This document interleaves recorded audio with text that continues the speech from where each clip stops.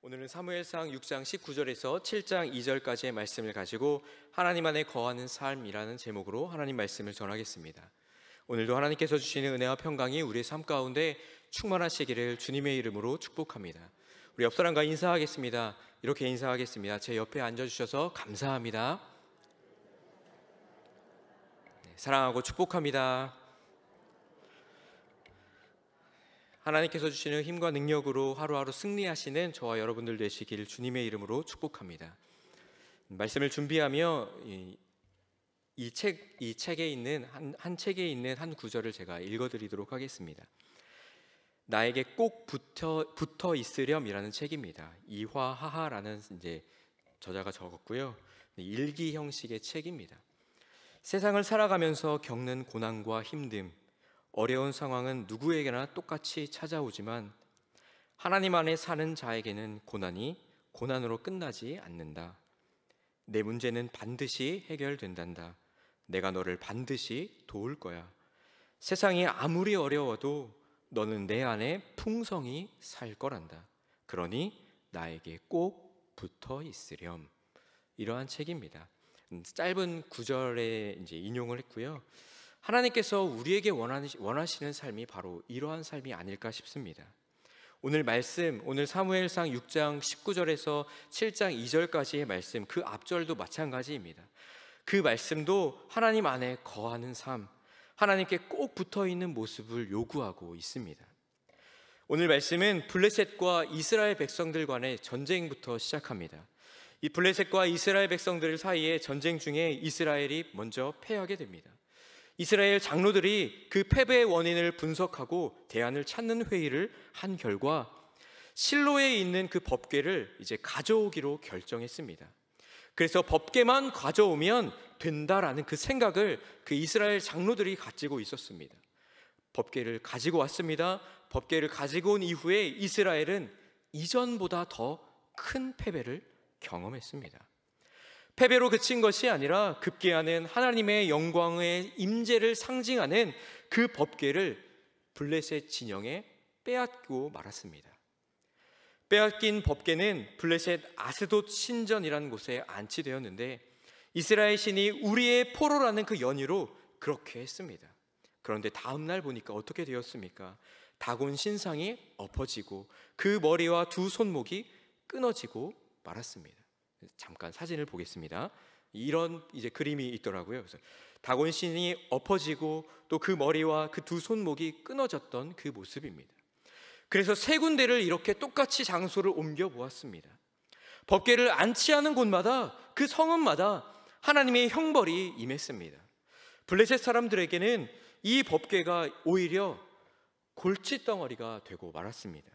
그래서 이 법궤를 어떻게 할 수 없어서 아무것도 없는 빈들에 7달 동안 방치해 버렸습니다. 이 법궤를 어떻게 할까? 이 블레셋 종교 지도자들과 그리고 복술자들이 모여서 비상대책회의를 열었습니다. 회의 결과 이 법궤를 이스라엘에 반환하기로 결정했습니다. 태어난 지 얼마 되지 않은 송아지는 돌려보내고 어미소 2마리에게 이 수레에 끌게 하여 이 법궤를 이제 벳세메스로 가게 내버려 두었습니다. 그런데 이 암소가 벳세메스로 가는지 아니면 다른 데로 가는지 이것을 이제 블레셋 사람들이 보았습니다. 이 소는 어디로 갔습니까? 벳세메스로 향했습니다. 암소 2마리가 여호와의 법궤를 싣고 울면서 벳세메스로 갔습니다. 하나님의 통치 아래서 울면서 하나님의 법궤를 싣고 이스라엘 땅이 있는 벳세메스로 돌아간 겁니다. 이스라엘 백성들은 블레셋에 빼앗겼던 법궤가 암소 2마리가 끄는 그 수레에 실려 돌아오는 그 모습을 보고 어떠한 마음이 들었겠습니까? 굉장히 기뻐했겠죠. 그런데 오히려 반전이 일어났습니다. 이스라엘이 법궤에 대해 지켜야 할 그 법들을 지키지 않고 그저 신기하니까 그래서 뚜껑을 열어본 결과 70명이라는 숫자가 그 자리에서 죽게 되었습니다. 오늘 성경에는 이제 가로치고 5만이라는 그 단어가 있습니다. 가로치고 5만이라는 것은 이제 여러 사본에 의해서 적혀진 겁니다. 근데 5만이라는 숫자도 어마어마하고 70이라는 숫자도 작은 숫자는 아니기 때문에 저는 오늘 본문에서 70이라는 숫자를 사용하도록 하겠습니다. 이 상황에 이제 슬피 울며 이스라엘 백성들이 이렇게 말했습니다. 이 거룩하신 하나님 여호와 앞에 누가 능히 서리요? 그를 우리에게서 누구에게로 올라가시게 할까라고 이야기를 합니다. 하나님의 임재의 상징인 법궤가 이스라엘에 다시 돌아왔지만 오히려 벳세메스 사람들이 그 자리에서 죽고 20년 동안이나 기란 여아림이라는 곳에서 방치해 버렸습니다. 이러한 상황에 이스라엘 백성이 한 말과 같이 이렇게 거룩하신 주 하나님을 누가 감히 모시고 그 안에 거할 수 있겠습니까? 라는 그 물음밖에 던질 수 없는 상황이었습니다. 이스라엘 백성들에게 있어서 무엇이 문제였겠습니까? 오늘 말씀을 통해서 우리도 이 질문을 던져보며 우리는 어떻게 하면 거룩하신 하나님 안에 거하는 삶을 살 수 있는지 살펴보도록 하겠습니다. 첫째로 하나님과 종교적인 관계가 아니라 인격적인 관계를 맺어야 합니다. 이스라엘 백성의 그 실패 원인은 이 대지를 거꾸로 역이용하면 됩니다. 이스라엘 백성들은 하나님과 종교적인 관계를 맺었습니다. 이것이 실패의 요인이었습니다. 천혜의 요새라고 불리던 그 아벡이라는 곳에서 이스라엘과 블레셋이 전쟁을 벌였습니다. 이스라엘은 도움의 돌 에벤에셀이라는 곳에 진을 쳤는데도 불구하고 블레셋에 패하고 4,000명이 전쟁에서 죽는 결과를 맞이했습니다. 한마디로 이스라엘 백성의 패배는 어마어마했습니다. 그러자 장로들이 여호와의 언약궤를 실로에서 우리에게로 가져다가 우리 중에 있게 하여 그것으로 우리를 우리 원수들의 손에서 구원하게 하자라고 이야기합니다. 실제로 이스라엘이 가나안 땅을 정복하려고 요단강을 건넜을 때 맨 앞에 선 것이 바로 법궤입니다. 법궤를 맨 제사장이 맨 앞에 서서 걸어갔습니다. 여리고성을 무너뜨리려 7일 동안 성을 돌 때도 마찬가지입니다. 이스라엘 진영의 맨 앞에는 법궤를 든 제사장들이 앞장섰습니다. 이렇게 법궤가 가는 곳마다 승전보가 항상 울려 퍼졌던 겁니다. 이스라엘 장로들 당연히 이 사실을 알고 있었겠죠. 언약궤가 함께 했을 때, 언약궤가 이스라엘 백성들과 함께 했을 때 하나님이 이스라엘의 역사하고 계심을 알고 있었기 때문에 법궤를 가져다가 우리 중에 있게 하자라고 이야기한 겁니다.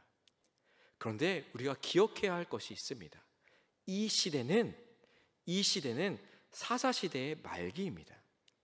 사사시대를 이끄는 말씀이 두 가지 말씀이 있습니다. 사사기 17장 6절, 그때에는 이스라엘의 왕이 없으므로 사람마다 각기 자기 소견에 옳은 대로 행하였더라.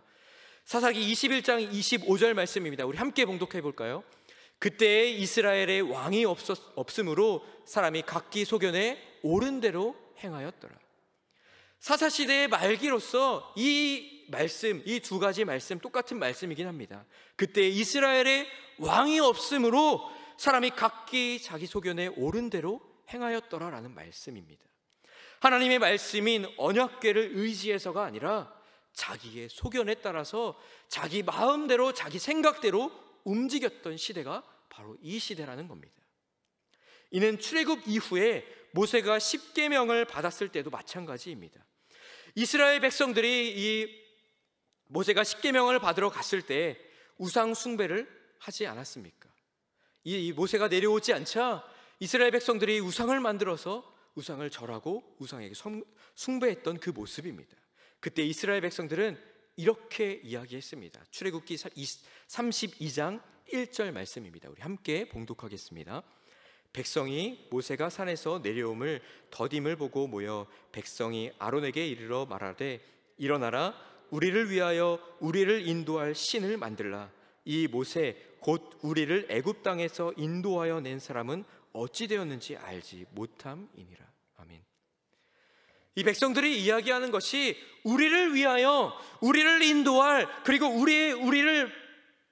우리의 신을 만들자라고 이야기합니다. 이 백성들이 우리의라고 이야기하면서 자기 자신의 생각대로 신을 만들어서 경배하자라는 이야기를 하고 있습니다. 오늘 이야기했던 그 장로들도, 이스라엘 백성들의 그 장로들도 마찬가지입니다. 사무엘상 4장 3절에 보면 이렇게 이야기하고 있습니다. 우리 함께 봉독하겠습니다. 백성이 진영으로 돌아오매 이스라엘 장로들이 이르되 여호와께서 어찌하여 우리에게 오늘 블레셋 사람들 앞에 패하게 하셨는고 여호와의 언약궤를 실로에서 우리에게로 가져다가 우리 중에 있게 하여 그것으로 우리를 우리 원수들의 손에서 구원하게 하자 하니. 장로들이 이야기하는 것이 마찬가지입니다. 여호와의 언약궤를 실로에서 우리에게로 가져다가 우리 중에 있게 하여 그것으로 우리를 우리의 원수들의 손에서 구원하게 하자라고 이야기하는 겁니다. 계속해서 우리를 강조합니다. 우리를 강조하며 하나님을 우리의 생각과 우리 욕심대로 변질시켜버리는 이 상황을 만들어버렸습니다. 왕이신 그 하나님을, 우리의 주인이신 그 하나님을, 그 당시에 왕이 없었으므로 했던 그 왕이신 하나님을 법궤로 우상화시켰던 겁니다. 그런데 이스라엘 백성들은 자신들이 패한 이유를 하나님 말씀에서 떠난 것에서 찾지 않고 오히려 본인들이 우상화시킨 법궤를 이용해서 전쟁에 나가서 승리하려고만 했던 겁니다. 하나님 앞에 나와 하나님을 붙잡고 하나님을 만나고 하나님이 자신들의 삶의 안에 거하고 또 하나님 안에 거해야 하는데 그렇지 않았습니다. 하나님과 인격적인 관계를 하지 않았기 때문에 패했는데 오히려 그것을 알지 못했던 이스라엘 백성들이었습니다. 신앙이라는 것이 무엇이겠습니까? 신앙은 하나님을 만나는 것 아니겠습니까? 아무리 하나님과 교제한다고 해도, 아무리 하나님과 예배한다고 해도 실제로는 하나님을 수단을 삼아서 다른 것에 마음을 두고 있다면, 그리고 그것들을 우리 마음에 모신다면 그것이 바로 우상 숭배입니다. 그래서 신명기 5장 7절에서 10절에 하나님께서 이렇게 말씀하고 있습니다. 나 외에는 다른 신들을 내게 두지 말지니라. 너는 자기를 위하여 새긴 우상을 만들지 말고 위로 하늘에 있는 것이나 아래로 땅에 있는 것이나 땅 및 물속에 있는 것에 어떤 형상도 만들지 말며 그것들에게 절하지 말며 그것들을 섬기지 말라. 나 내 하나님 여호와는 질투하는 하나님인즉 나를 미워하는 자의 죄를 갚되 아버지로부터 아들에게로 3, 4대까지 이르게 하거니와 나를 사랑하고 내 계명을 지키는 자에게는 천대까지 은혜를 베푸느니라 라고 고백합니다. 우리가 만나고 우리가 섬기고 우리가 교제해야 할 분은 오직 하나님 한 분밖에 없음을 믿으시기를 바랍니다. 그런데 하나님 대신 다른 것들을 우리 마음 가운데 두고 다른 것들을 우리 마음 가운데 또한 섬기고 그것들이 바로 우상이라고 이야기합니다. 이스라엘 백성들에게는 법궤가, 하나님의 임재의 상징이었던 그 법궤가 우상이 되어버렸습니다. 이는 사무엘상 6장 블레셋 사람들의 모습에도 고스란히 나타납니다. 이때 당시에는 그 근접에 있었기 때문에 서로 종교적인 영향을 많이 받았습니다. 이 블레셋 사람들은 어떠한 생각과 또한 어떠한 마음을 가지고 있었냐면, 블레셋 사람들은 하나님께 속건제를 드리기로 합의했습니다. 합의에 따라 이 사람들이 하나님께 자기적인 예배를 드리기 시작합니다. 이는 블레셋만의 문제가 아니라 이스라엘 백성들의 문제이기도 했습니다. 여호와라는 그 신을 어떻게 해서든 자기 편으로 만들어서 길흉화복의 개념으로 길한 것은 받아들이고 흉한 것은 피하자라는 그 전형적인 우상 숭배하는 사람들의 모습을 보여주고 있습니다. 그런 식으로 하나님께 대한 속건제를 드리기로 합의했습니다. 어떻게 드렸냐면 이 사진을 보도록 하겠습니다. 이러한 법궤를 새로 만든 새 수레에 싣고 법궤 옆에, 법궤 뒤에 보이는 겁니다. 상자에 금 독종, 금쥐 형상 5개씩을 제물로 넣고 이 암소 2마리를 끌게 했습니다. 그런데 이 암소는 새끼를 떼어놓은 지 얼마 되지 않은 소입니다. 그러면서 이 소가 벳세메스로 향하는지 아니면 다른 곳으로 향하는지 이것을 보게 했습니다. 그러면서 이것이 벳세메스로 향하면, 이 소가 수레를 끌고 벳세메스로 향하면 하나님의 역사이고, 다른 곳으로 가면 이 사건은 우연히 일어난 것이구나 라고 이 블레셋 사람들이 여겼던 겁니다. 당연히 어미소는 어디로 가야 합니까? 어미소는 젖을 주러 새끼가 있는 그 송아지에게로 가야 합니다. 블레셋 사람들이 이것을 겨냥한 겁니다. 그런데 하나님의 통치 아래에 붙들려 있던 이 암소 두 마리는 울면서 벳세메스로 갔습니다.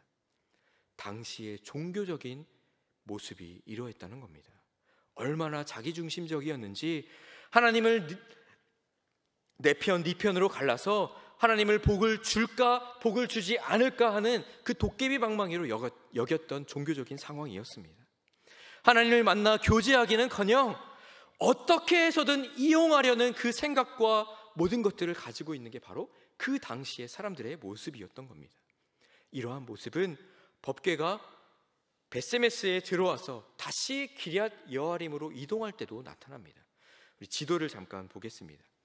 지도를 보시면 법궤가 먼저 길갈에 있었습니다. 길갈에 있으면서 실로로 옮겨갑니다.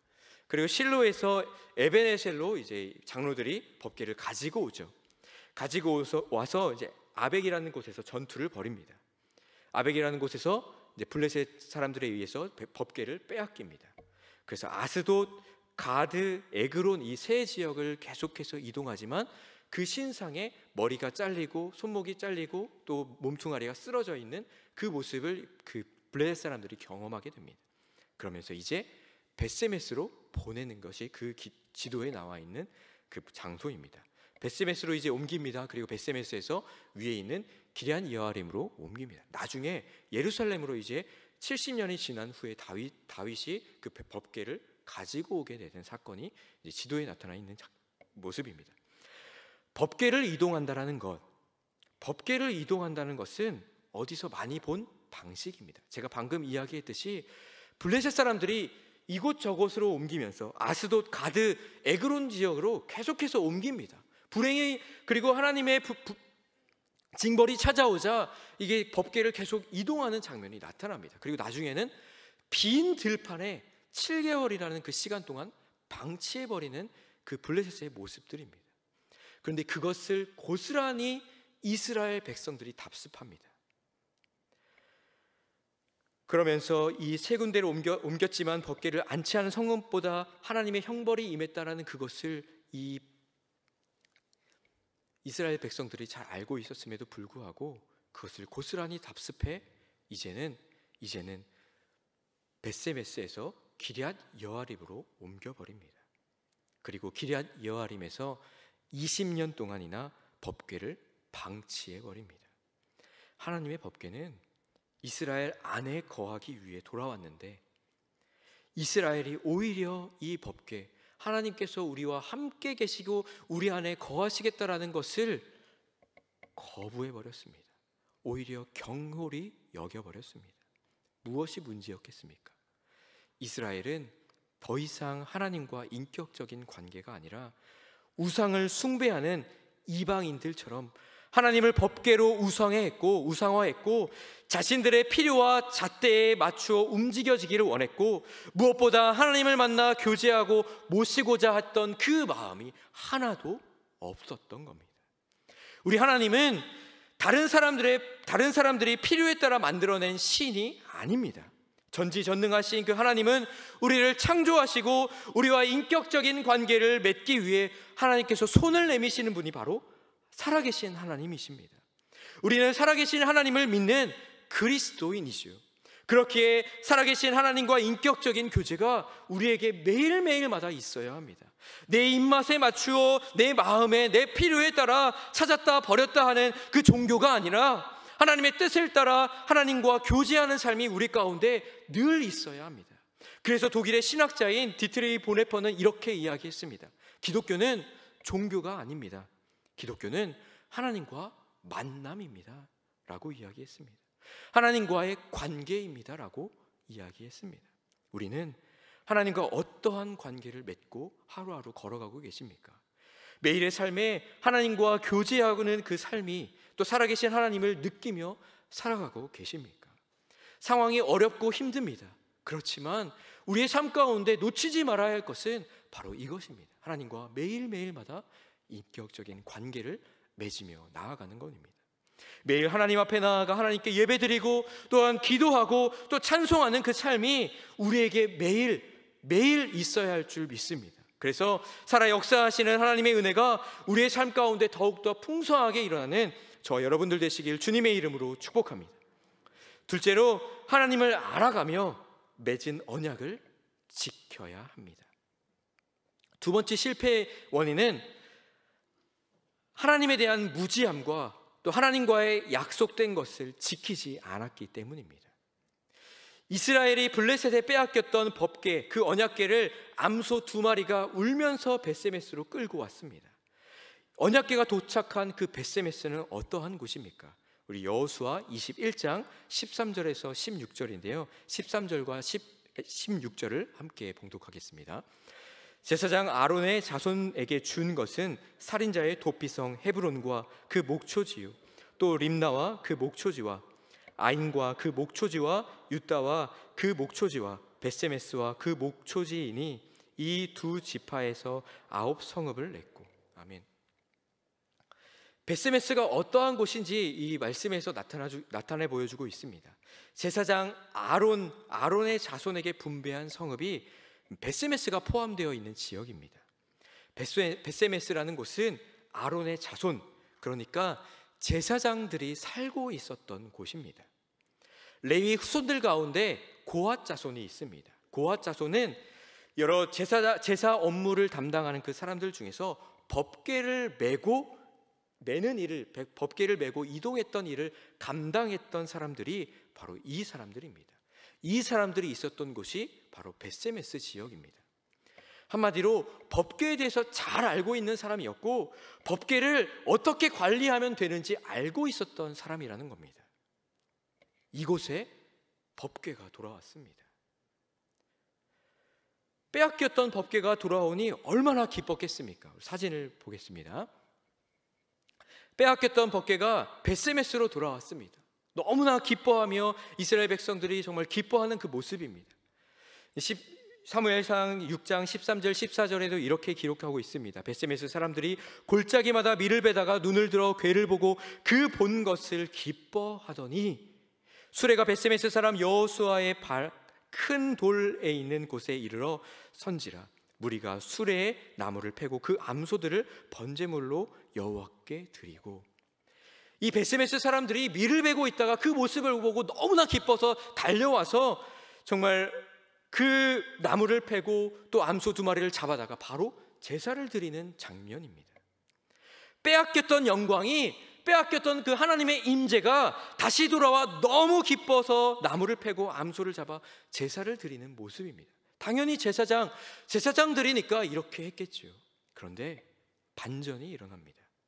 우리 19절 말씀을 함께 봉독하겠습니다. 벳세메스 사람들이 여호와의 궤를 들여다본 까닭에 그들을 치사 5만 70명을 죽이신지라. 여호와께서 백성을 쳐서 크게 살육하셨으므로 백성이 슬피 울었더라. 아멘. 법궤를 들여다본 까닭에 70명이 죽었습니다. 여기서 법궤를 들여다보았다라는 그 말은 벳세메스 사람들의 지나친 호기심입니다. 지나친 호기심으로 하나님이 임재하시는 그 거룩한 법궤에 대한 무지가 이 호기심으로 열어보게 된 겁니다. 하나님은 하나님의 임재를 상징하는 그 법궤와 같은 성물을 함부로 다루지 말 것을 민수기에서 정확하게 이야기하고 있습니다. 민수기 4장 15절, 19절, 20절 말씀입니다. 함께 읽겠습니다. 성물은 만지지 말라. 지성물에 접근할 때에 그들의 생명을 보존하고 죽지 않게 하기 위하여 그들은 잠시라도 들어가서 성소를 보지 말라. 그들이 죽으리라. 하나님께서 이야기하신 겁니다. 성물에 대해서, 성소에 대해서 어떻게 행해야 하는지, 그 제사장들이 어떻게 행해야 되는지 정확하게 말씀하고 있습니다. 또한 사무엘 하에서는 법궤를 잘못 다루어서 죽음을 맞이한 사건도 있습니다. 사무엘하 6장 6절에서 7절 말씀에 나타나는 장면입니다. 제사장이었던 그 웃사가 법궤를 붙들었다라는 그 이유로 즉사했습니다. 마찬가지로 벳세메스 사람들의 경솔한 행동의 결과도 하나님의 진노로 이어져 죽음을 맞이하게 된 겁니다. 제사장들이 있던 그 법궤를 매는 일을 감당했던 그 고앗 자손이 있던 그 벳세메스입니다. 이들이 법궤에 대한 성물에 관한 그 말씀 아마 너무나도 잘 알고 있었을 겁니다. 그러나 정확하게 알지 못했거나 가벼이 여겼나 봅니다. 한마디로 하나님 말씀에 대해서, 하나님과의 언약에 대해서 무지했던 모습들입니다. 당시 하나님의 거룩한 위엄과 하나님의 존엄과 하나님의 영광이 상실된 시대라고 앞에서 이야기했습니다. 그래서 하나님이 내게 이익이 되느냐 아니면 복을 주느냐, 아니 이것이 더 중요하지, 하나님을 주인으로 모시고 내 마음 가운데 모시고 살려는 그 노력들이 하나도 없는 시대가 바로 이 시대였던 겁니다. 오늘도 마찬가지이지 않습니까? 하나님을 자기 의도대로 말하고 또 의도대로 사용하려는 끊임없는 시도가 우리 마음 가운데 일어나고 있지는 않으십니까? 신앙이라는 그 이름으로 하여금 하나님을 의도보다 더 앞서 자기의 의도가 더 드러나고 있지는 않으십니까? 하나님의 영광과 존귀와 그 거룩한 위엄 앞에 경건한 두려움을, 하나님에 대한 그 두려움을 잊어버렸던 시대입니다. 하나님이 이스라엘 안에 계신 것이 얼마나 큰 축복인지, 얼마나 큰 복인지 알지 못하고 법궤에 임재한 그 하나님의 영광을 두려워하지 않고 그저 신기하니까 뚜껑을 열어본 결과 70명이 죽게 되었습니다. 처음부터 이스라엘 백성들은 하나님의 영광과 거룩한 위엄을 인지하지 못하고 있었던 겁니다. 하나님의 말씀에 대한 그 무지가 이러한 결과, 이러한 참사를 낳게 되었습니다. 하나님의 법궤에 대한 공경이 없었습니다. 이스라엘 백성들은 말씀 앞에 기본적인 자세와 태도를 또한 놓쳐버렸습니다. 이것이 그 시대가 안고 있었던 진짜 중요한 문제였던 겁니다. 결국 하나님의 임재가 이제 이스라엘에게 다시 임하여 회복할 기회를 주어졌음에도 불구하고 그들의 무지로 인해 또한 그들의 하나님의 언약에 대한 그 언약을 지키지 않았던 그 모습으로 인해 법궤를 함부로 다뤄 슬피 울 수밖에 없는 상황이 만들어진 겁니다. 그리고 이렇게 이야기합니다. 우리 20절 말씀 함께 봉독하겠습니다. 벳세메스 사람들이 이르되 이 거룩하신 하나님 여호와 앞에 누가 능히 서리요, 그를 우리에게서 누구에게로 올라가시게 할까 하고. 이렇게 거룩하신 주 하나님을 누가 감히 모실 수 있겠습니까? 이 개를 어디로 보내어 우리에게로 떠나가게 하겠습니까? 라는 이 벳세메스 사람들의 물음입니다. 블레셋 사람들처럼 법궤를 하루빨리 다른 곳으로 보내버리려고 그 문제를 해결하려고만 합니다. 그런데 이 질문에서 하나님께서 말씀하시는 것이 있습니다. 여호와와 같이 거룩하신 분이 없으신데 이렇게 거룩하신 하나님을 누가 감히 모실 수 있겠습니까? 이 질문은 앞으로 계속해서 등장하게 될 그 이스라엘의 왕권에 대한 질문이기도 합니다. 이스라엘 백성들의 진정한 왕이 되시는 여호와 하나님 대신에 요구하게 될 그 왕들은 과연 앞으로 이 거룩하신 하나님을 모실 수 있겠는가? 누가 이 거룩하신 하나님을 왕으로 모실 수 있겠는가라는 그 질문으로 던져집니다. 이 질문이 이후에 다윗까지 계속해서 메아리쳐 울립니다. 앞으로 등장할 사울 그리고 다윗 두 왕에게도 이 질문이 동일하게 울려 퍼집니다. 다윗이 하나님 마음에 합한 자라고 이야기할 수 있었던 것은 다윗의 삶이 하나님을 모시고 그 안에 거하는 삶이었고, 하나님과의 관계를 끊임없이 맺으며 하나님을 알아가고 그 언약을 끊임없이 지켰던 삶이었던 겁니다. 그러나 사울은 어떠합니까? 사울은 그렇지 못했습니다. 하나님의 뜻을 알지 못해서 제사를 모독했고 하나님의 말씀을 따르지 않아서 하나님을 모시기는커녕 하나님의 영이 그를 떠나버리는 결과를 맞이하게 되지 않았습니까? 법궤가 돌아온 것은 하나님이 이제 이스라엘과 함께 거하여서 이스라엘을 이제 다시금 세우겠다는 그 의미인데, 이스라엘 백성들은 여전히 하나님이 함께하고 하나님을 알고 또 하나님과의 언약을 지키려는 마음이 단 하나도 없었습니다. 해야 할 것과 하지 말아야 할 것을 구별해야 하는데 그 구별함도 없었습니다. 하나님의 법궤에 대한 거룩함도 잊어버리고 말씀에 대한 존중도 잃어버렸습니다. 하나님이 누구이신지, 하나님이 우리에게 무엇을 행하셨는지 다시 처음부터 시작해야 되는 시기입니다. 하나님께서 우리를 창조하시고 우리에게 모든 것을 베풀어 주셨습니다. 그러면서 하나님과 관계를 맺게 됩니다. 그러면서 하나님께서 우리에게 하신 말씀이 있으시죠. 창세기 2장 16절 17절 말씀에 동산 각종 나무의 열매는 임의로 먹되 선악을 알게 하는 나무의 열매는 먹지 말라입니다. 이 언약을 알았다면 지켜야 하는데 지키지 않았습니다. 어떻게 됐습니까? 무지와 그 경고를 가벼이 여겨 하나님과의 관계가 끊어져 버리지 않았습니까? 하나님께서 우리에게 원하시는 것은 아주 간단합니다. 호세아 6장 6절 우리 함께 봉독하겠습니다. 호세아 6장 6절입니다. 나는 인애를 원하고 재갈을 원하지 아니하며 번제보다 하나님을 아는 것을 원하노라. 신명기 29장 9절도 함께 읽겠습니다. 그런즉 너희는 이 언약의 말씀을 지켜 행하라. 그리하면 너희가 하는 모든 일이 형통하리라. 하나님께서 우리에게 원하시는 것은 나와 관계를 맺자입니다. 나와 관계를 맺으면서 하루하루 살아가자입니다. 그 관계를 유지하기 위해서 하나님을 알아가야 하고 하나님과의 언약을 매일매일마다 지키며 살아가야 합니다. 이것이 바로 하나님을 모시는 삶입니다. 사랑하는 성도님들, 하나님과의 관계 속에 하나님을 알아가며 하나님과의 언약을 지켜나가는 저와 여러분들 되시길 주님의 이름으로 축복합니다. 이제 법궤는 기럇 여아림 아비나답이라는 제사장 집에 법궤가 옮겨졌습니다. 그리고 법궤는 거룩히 구별된 아비나답의 아들 엘리야사를 통해 지켜지게 되고 20년 동안이나 그곳에 방치되었습니다.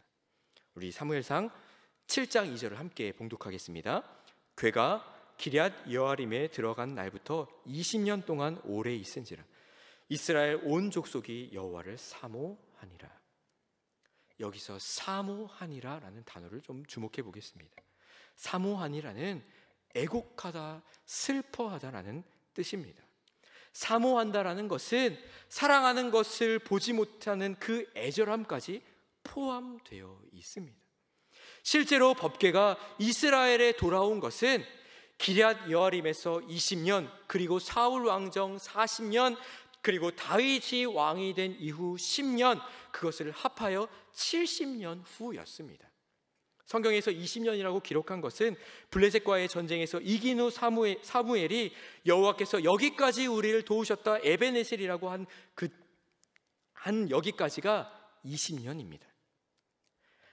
아벡이라는 곳에서 전투했습니다. 아벡 전투에서 빼앗긴 법궤가 다시 돌아와 기럇 여아림이라는 곳에 있었지만 여전히 법궤는 이스라엘의 법궤가 아니었습니다. 이스라엘 백성들에게는 하나님의 법궤와 함께할 그러한 실력이 없었습니다. 그래서 하나님은 이후 7장 3절부터 나오는 미스바에서 회개 대각성이 일어날 때까지 하나님은 기다리고 또 기다리셨습니다. 이스라엘 백성들이 애절히 사모할 때까지, 이스라엘 백성들이 하나님을 애절히 사모할 때까지 기다리고 또 기다렸던 겁니다. 하나님께서 원하시는 것은 겉모습이 아니라 그 마음입니다. 하나님을 모시려는 그 마음, 하나님을 우리 가운데 모시려는 그 마음을 하나님께서는 원하고 또 기다리고 또 기다리셨던 겁니다. 그것이 20년이고 70년이고 더 긴 세대가 될 때까지 하나님은 기다리십니다. 사랑하는 성도님들, 우리의 마음에 하나님을 간절히 원하는 그 마음이 회복되어야 할 줄 믿습니다. 시편 16편 8편에 이렇게 기록하고 있습니다. 내가 여호와를 항상 내 앞에 모시며 그가 나의 오른쪽에 계심으로 내가 흔들리지 아니하리로다. 우리는 어떠합니까? 계속해서 반복되는 문제, 하나님을 종교화하고 하나님에 대한 무지로 인해서 또 하나님과의 관계가 무너질 때가 있지는 않으십니까? 상황과 환경 때문에 우리에게 펼쳐진 그 현실 때문에 무너질 때가 있지는 않으십니까? 이 문제를 완전히 해결하신 예수님께서 이렇게 말씀하셨습니다. 요한복음 15장 4절, 9절, 10절 말씀입니다. 우리 함께 봉독하겠습니다. 내 안에 거하라. 나도 너희 안에 거하리라. 아버지께서 나를 사랑하신 것 같이 나도 너희를 사랑하였으니 나의 사랑 안에 거하라. 내가 아버지의 계명을 지켜 그의 사랑 안에 거하는 것 같이 너희도 내 계명을 지키면 내 사랑 안에 거하리라. 아멘. 사랑하는 성도님들, 우리가 하나님 안에 거하길 원하시는 하나님의 마음을 깨닫고 하나님과 관계를 통해서 하나님을 더욱더 알아가고 그 언약을 지켜 하나님 안에 거하는 삶을 살아가는 저와 여러분들 되시길 주님의 이름으로 축복합니다.